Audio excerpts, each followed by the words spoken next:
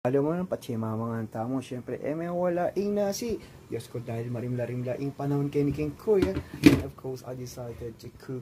This one is nilagang baboy. Well, nakabukal-bukal na syempre. Ilikas ta ni kalaguran, lalo natin kung pates habang kasabi kay rin kapatid ko.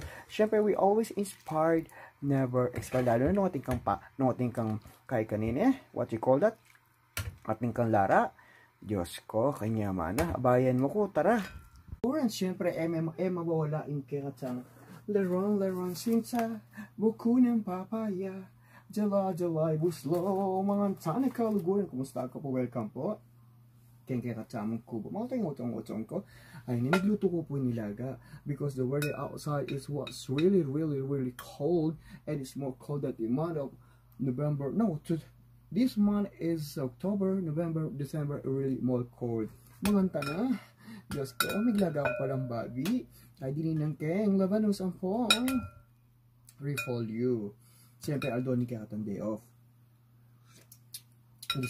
Decided ko magluto. Kasi we can afford to eat a fancy and of course expensive restaurant. And we're always inspired, never expired. Yung kaya katang nilaga.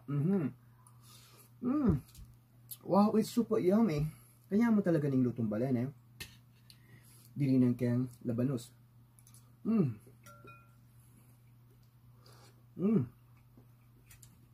Lalo na, mataba-taba yan Kinikeke biting patis.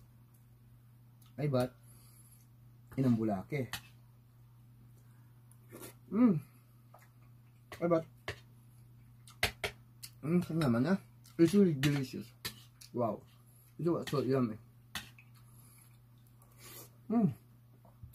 And we always inspired, never expired. Salamat kaya kongan. Siyempre ating kupong sing metong yang tempo kan amana ke iti kanya man pamangan talagang may bakeng puso tamo salamat.